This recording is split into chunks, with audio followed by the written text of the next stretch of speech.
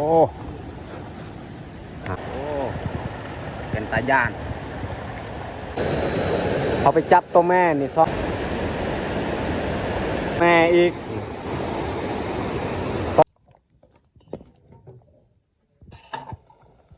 จะใส่แป้งนี่ของกินของเฮากับ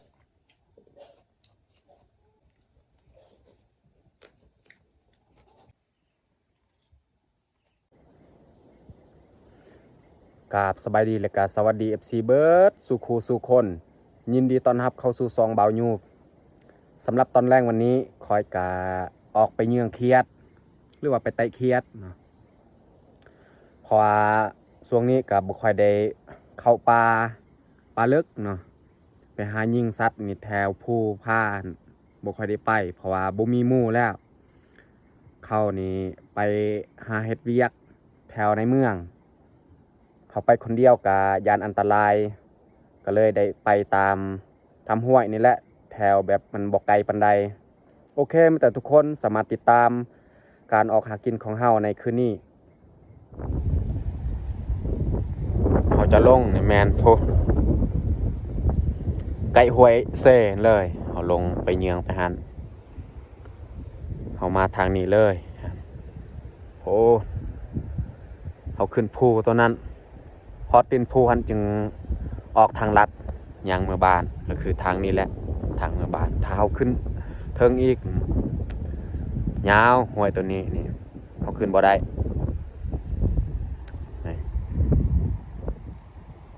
ลมพัดแหงเดี๋ยวนี้ก็อากาศเริ่มหนาวแล้วไม่แต่เขาสียางลงเลยเขาฮอดห้วยนี่พอดีเลยพอดีค่ำจังนะตอนนี้ก็เวลา5 โมงปลาย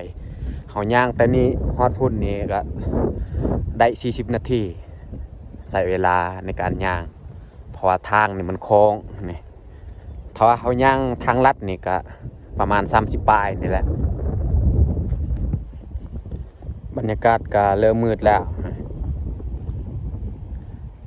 หันแหละเขาไปเยืองไปหันอันนี้ก็จะเป็นไฮบานอโลด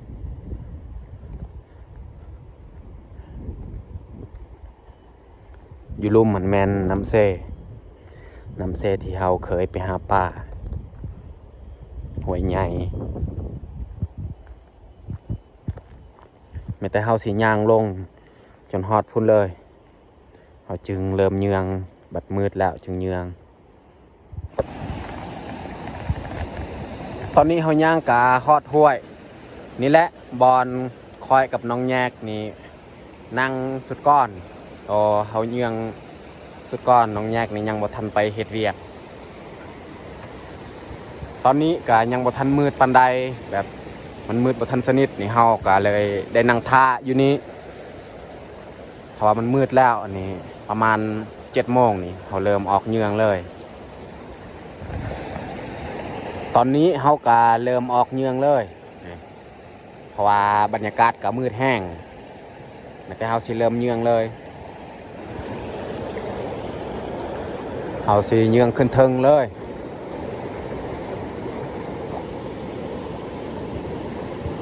ฮะ2-3 โตเขียดน้อยแต่ว่าเฮาบ่สามารถไปจับได้เพราะว่ามันอยู่บอนหน้าผาไม่แต่เฮาสิย่างเลยฮัดมันโดดอีกโอ้ฮะเขียดน้อยมันโดดเลยเขาได้เขียดตัวทมิดเลยนี่เขียดน้อยมันอยู่หลายโตแต่ว่าเขาจับได้แต่ตัวเดียวเพราะว่ามันโดดเลยเขาจับตัวนี้แล้วตัวอื่นมันโดดเลยหันอยู่เทิงอีกเขาสิขึ้นไปจับเลยตัวแม่เลยพี่น้องเอ้ยฮะเขียดตัวแม่แต่เขาสิไปจับเลย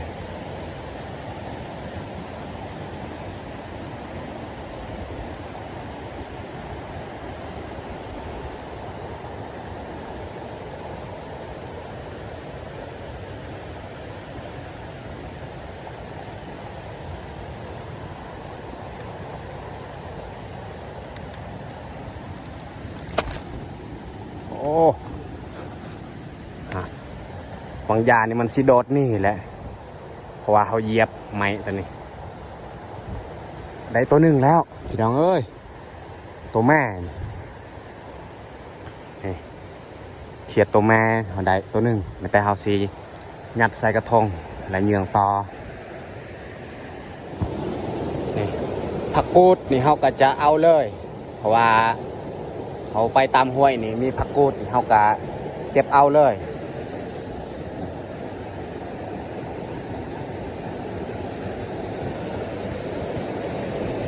เอาผักกูดแล้วจึงเยืองต่ออีก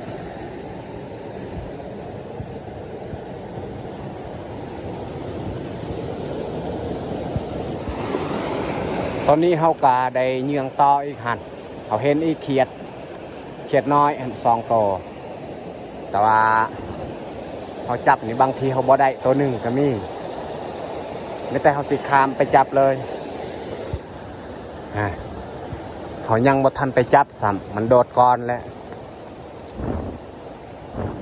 เขียดสนิทโตเขาจับทำอิดมันหนีไวถ้าว่าเขาเอาโทรศัพท์นี่มาถ่ายไปจับเลยนี่บ่ได้มันโดดนี่เลย2 โตอยู่นี่นี่มันนี่เบิดเขาเห็นเขียดน้อยอีกหันและเขียดโตมันนี่ไวเขียดสนิทนี่ไวเลย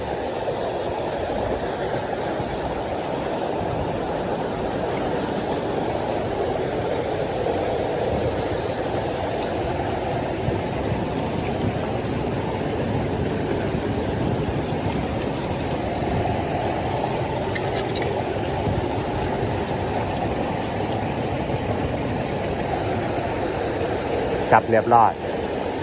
หันอยู่ทึ่งก็มีเขียดน้อยเขามายังสุดนี้นี่มียูเขียดน้อยนี่มีแต่ว่าตัวแม่นี่ไม่ค่อยมีตอนนี้เขาก็ได้แต่ตัวหนึ่งตัวทมิด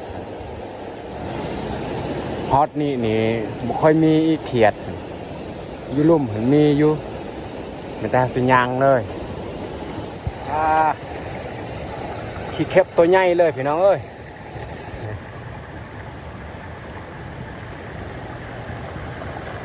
ขี้เข็บนี่มันก็ออกหากินตอนกลางคืนโอ้ใหญ่เลย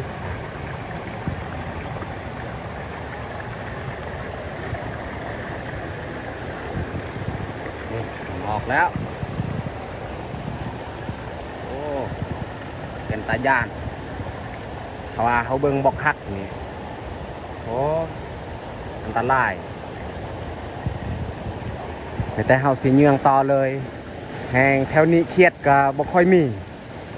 เขาเยืองแต่ลุ่มบ่ทันได้เห็นเขียดซ้ำอยู่ลุ่มมีอยู่บอนทมิดเขาเยืองบอนทมิดมีแต่ว่าบัดมาฮอดนี่บ่มีเขียดน้อยก็บ่มีแต่เขาสิเยืองเลยเขาเห็นเขียดตัวมันอยู่มันลี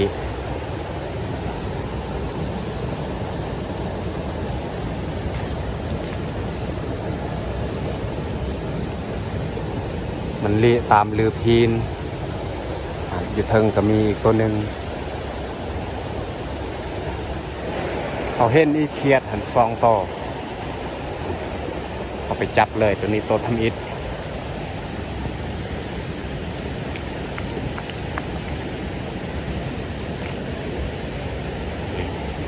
แต่อยู่เทิงอีกตัวหนึ่งแต่เขาสิขึ้นไปจับเลยตัวอยู่เทิงใหญ่กว่าเอ้ามันโดดแล้วโอ้สงสัยนี่มันยินเขาเว้าเขาเห็นอีเขียด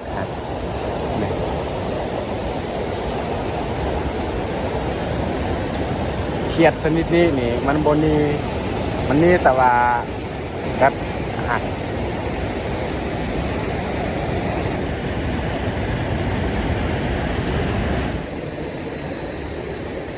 ฮอตนี่บ่ค่อยมีและเขียดตัวแม่นี่เขายังบ่ทันได้เขาได้แต่โท เขาได้แต่ตัวทำอิฐฮะมาทอดนี่โบเห็นตัวแม่โอ้สงสัยบ่ได้แล้วนี่เขียดน้อยก็บ่ค่อยมีแล้วแถวนี้อ้าวเขียดอยู่นี่จักมันไปใส่แหละโอ้ไม่แต่มันโดดนี่แห้งเขียดก็บ่ค่อยมีแหละแถวนี้เยืองไปเยืองมานี่บ่เห็นแหละเขียดไม่แต่เฮาสิเยืองเลยเยืองต่อเห็นอีกแล้วเขียดชนิดนี้นี่มันบ่นี่ง่าย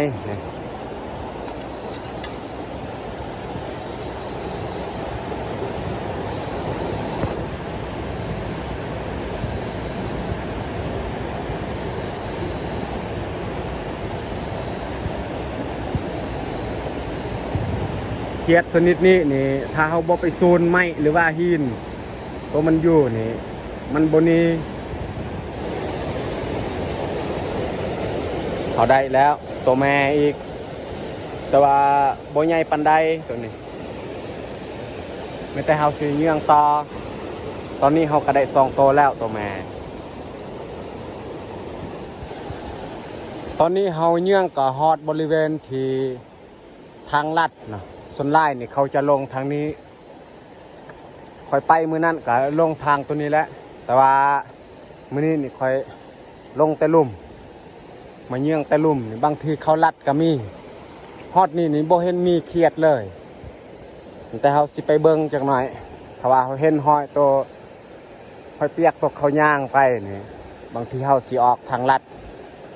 เมื่อเลยตอนนี้เฮาก็ได้แต่2ตัวเขียดตัวแม่เฮาจะมาเบิ่งเขียดกัน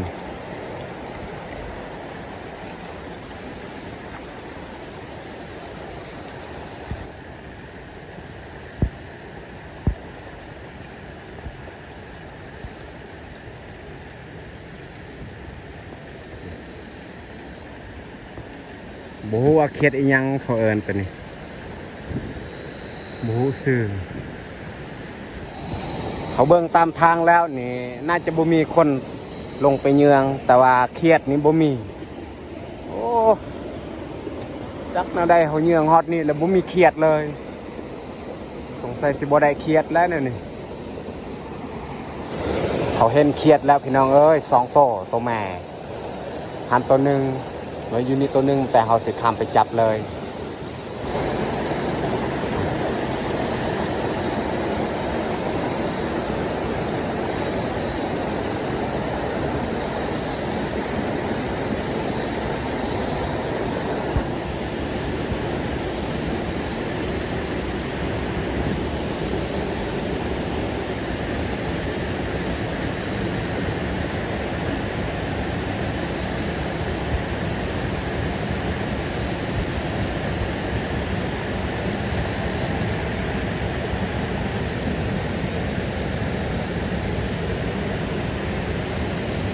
ไปแล้ว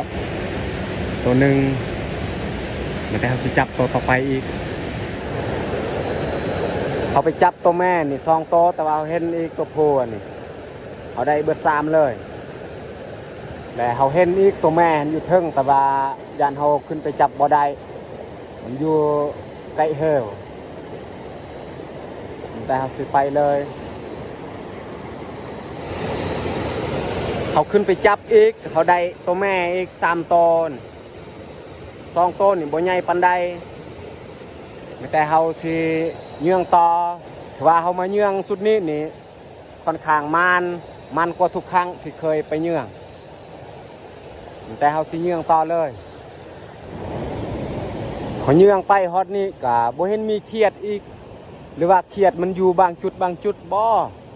มันอยู่ลุ่มเห็นบอลเขาจับบางหนึ่งนี่ก็มีแต่ว่ามันอยู่แบบบอลเฮลบอล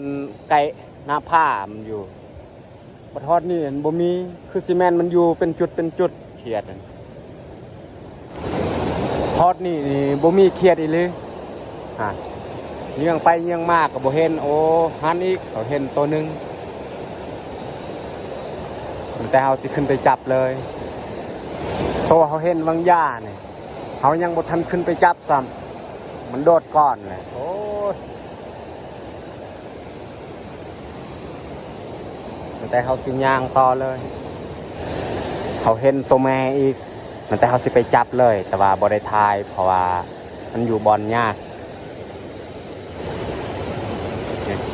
เครียดนี่บ่ค่อยมีแต่ว่าถ้าว่าเขาเห็นนี่เขาเห็นเครียดตัวแม่เลยได้นี่ว่าเขามาเยื่องสุดนี้นี่ใครแน่อยู่แต่ตัวแม่เขาได้เครียดน้อยมันก็ได้อยู่แต่แบบส่วนน้อยเขาเยื่องปอกอะเห็นเครียดน้อยอีก2 โตเลย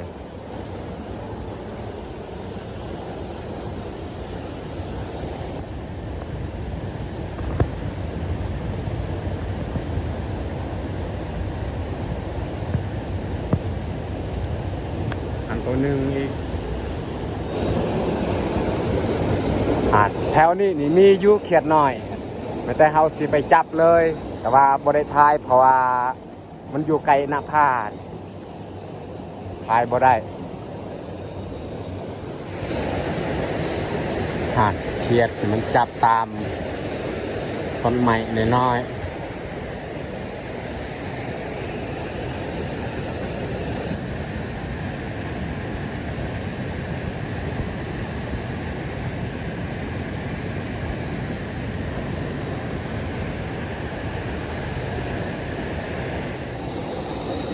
ตอนนี้เขาเยื่องกะใกล้สุดแล้วอีกบ่ดนก็สุดแต่เขาสิเยื่องก้อนให้มันสุดว่าเขาสิได้สำใดเขาเยื่องสุดแล้วจึงมาเบิ่งผลงานนี่แม่นเขาจะมาเบิ่งอยู่เฮือนเพราะว่ายังบ่ทันกินข้าวนี่เขาสิมาเฮ็ดกินอยู่เฮือนเลยฮอตนี่เครียดตัวแม่นี่บ่มีแต่เครียดน้อยเขาไปจับเลยนี่ตัวนึงอันนี้ตัวหนึ่งเอาไปจับเลย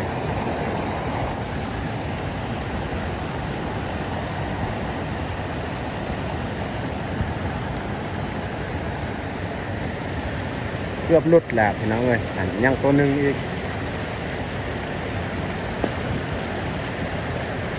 ไม่แต่เอาไปจับเลยเอ้ามันโดดเลยยามันเครียดตัวแม่พี่น้องเอ้ย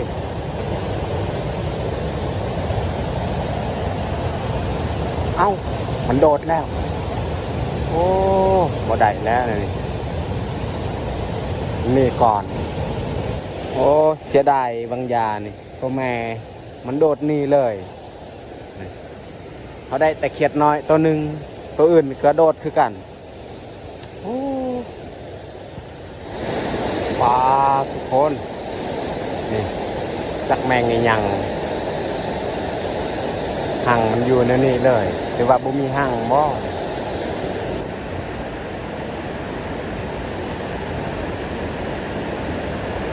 ว่าแมงเพิ่งกับบ่แมน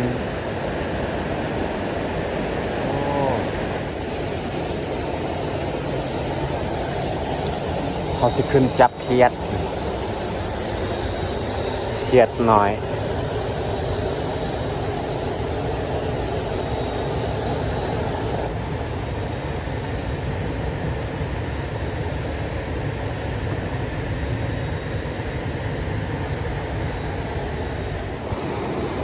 เขาได้ตัวแม่อีก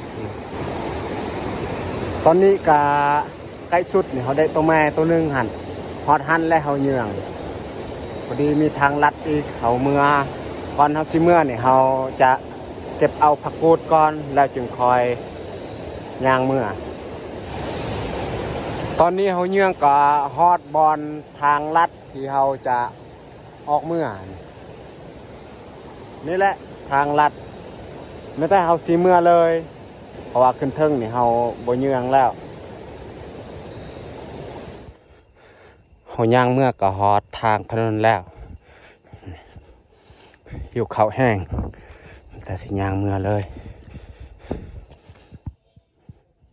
ตอนนี้เฮากะย่างเมื่อฮอดเทือนแล้วไม่แต่เขาจะมาเบิ่งผลงานที่เขาหาได้ในคืนนี้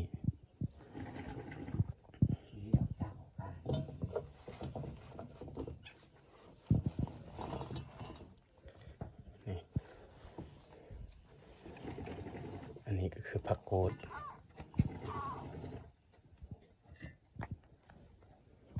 นี่ผักกูดนี่เอาไว้ต่างหาก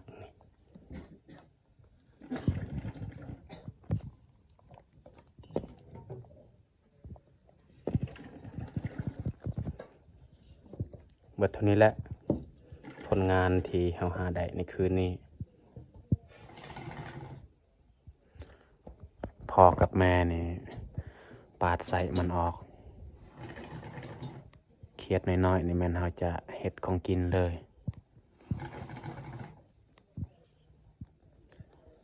ตัวแม่นี่แม่นเฮาปะไว้ในกระพุนี่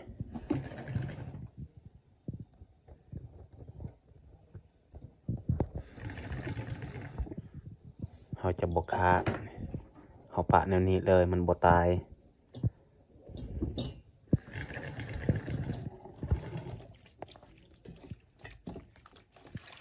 ตัวนี้แม่นเฮาจะเฮ็ดกินเลยกับปะตอนเช้าอีก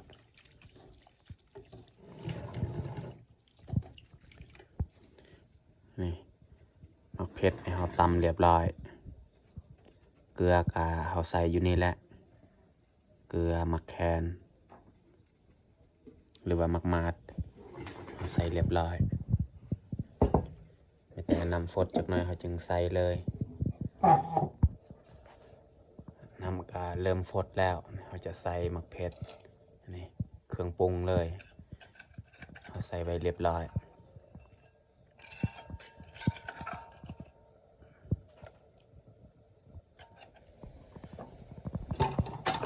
น้ำเริ่มฟดแล้วแต่เราจะเอาเขียดลงเลย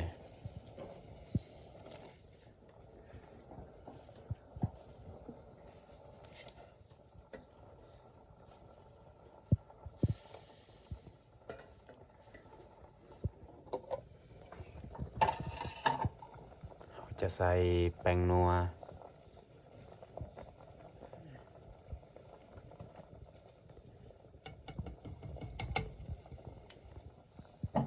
ดูบางมันหนักใหม่ดูหมาสองเราจะเอาผักกูดอีกมาใส่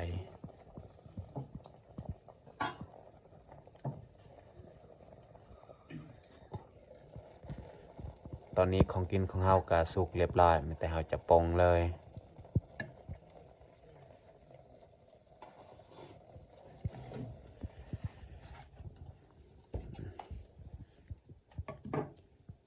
แต่เราจะตักใส่ถ้วย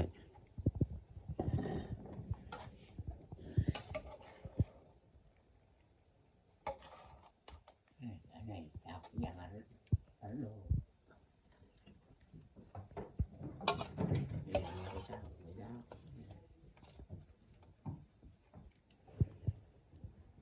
นี่ของกินของเฮากะตักใส่ถ้วยสำเร็จเรียบร้อย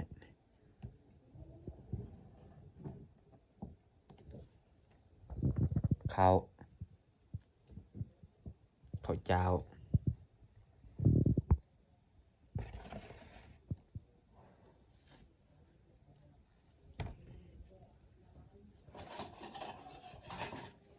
ตอนนี้เราจัดพาข้าวกาสำเร็จเรียบร้อยแต่เราจะลงมือกินข้าวเลยมาทุกคนมากินข้าวตอนกลางดึกตอนนี้ก็เวลา10 โมงปลายแล้วเพราะว่าเรามาแต่ไปเยือนเครียดก็เดึกแล้ว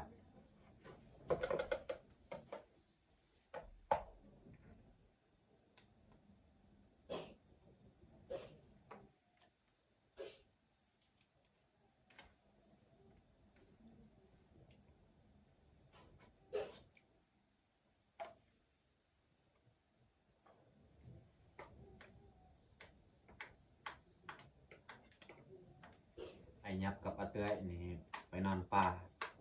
บ่ได้อยู่บ้านยังเหลือแต่เรา3 คนอยู่บ้าน